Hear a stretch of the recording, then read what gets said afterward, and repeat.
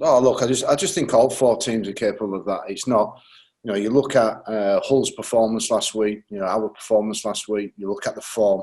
Last time we saw Wigan and Leeds play, Wigan and Saints play in that match against each other, you saw what tremendous form they were in. So I just think this is what the playoffs are about. I'm so glad there's just more than a semi-final and a final. I'm so glad there's been last week, then there's this week, and then we build up into a grand final.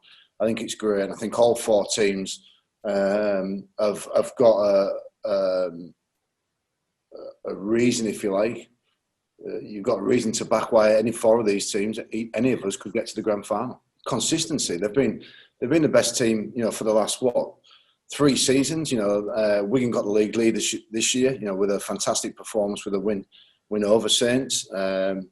Saints fielded a young team in the game, I think, against Salford before that. And, there's been a bit of mixing and match there. Otherwise, they maybe could have got it again at this point. So they've been the most consistent team for probably the last 3 seasons.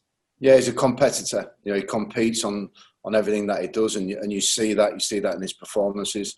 And, he's had a great career. And, I say this in the nicest fashion. I hope it's his last game this weekend. Yeah, he's obviously, he's a born winner, and he wants to win at everything he does. And I think in playing for England, it's everybody steps up the game when you're playing international, and it's the pinnacle of your career. And every time I've played alongside Jammer, he's given 110%, and I think he's done that at club level for a long time as well. The way he speaks, you see him sometimes on TV, but the way he speaks in the dressing room before a game and behind the post, he's like, the old clips of Andy Farrell giving out,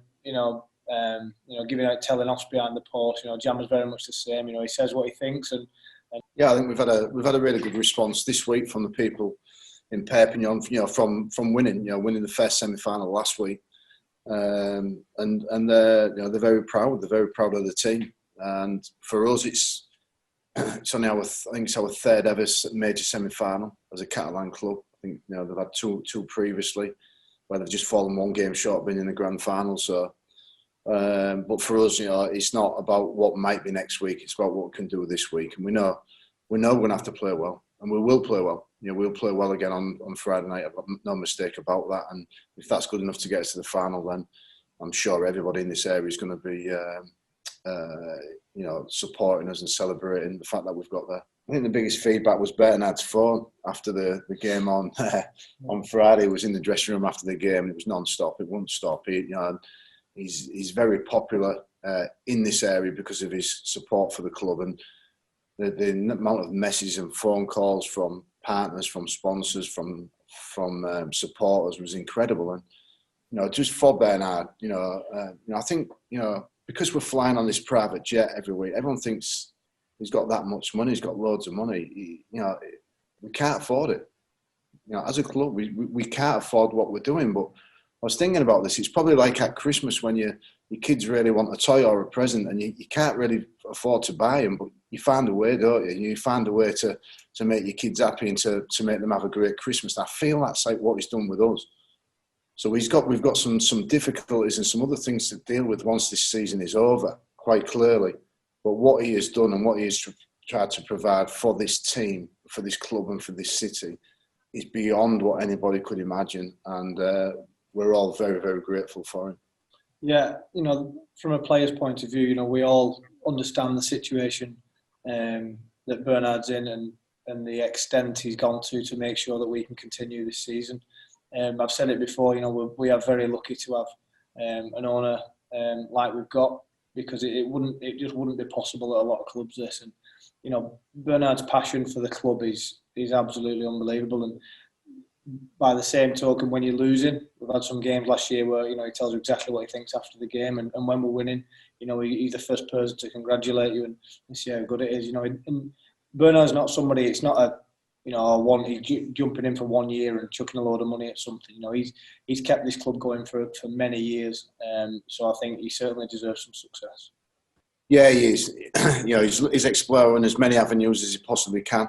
It's difficult, I think what was great about for the English clubs was the RFL and their presentation to the government and their ability there to produce some funds there which could help the clubs. And obviously that wasn't available to us clubs what are outside of ourselves in Toulouse, and it was Toronto at the time. So he's exploring all the avenues that he can. And it's difficult, but like I said, the sacrifices he has made, like I said, it's not like he's got it and he's giving it away. He's making sacrifices in all different sorts of areas to give the team an opportunity to stay in this competition.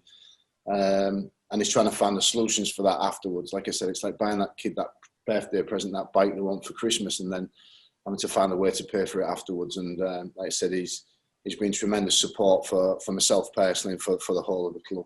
No, it was, that was in the past, and that was a great moment for us. But no, it's too far back. There's no relevance on this weekend. And like I said, you've seen from the form that all these 4 teams are in.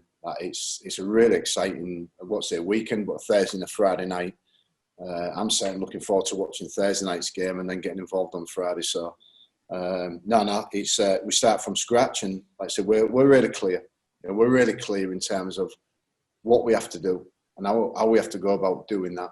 We've got our travel plans in place. We'll be coming in and out again in on the day, and hopefully there's no strong winds in Perpignan to delay takeoff this time. It's been our aspiration.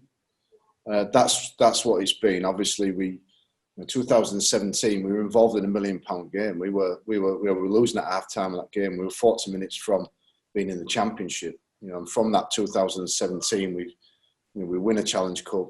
We play an historic game in Barcelona, which to be honest felt like a cup final in Barcelona. We've now made the playoffs. We've won the first semi-final, and now we're one step away from the grand final. And this is what this team. This was the next step for this team. He's pretty much the heartbeat of the St Helens attack. It's pretty easy to see where the ball's going because it usually ends up in or around his hands. So yeah, he certainly brings them a lot.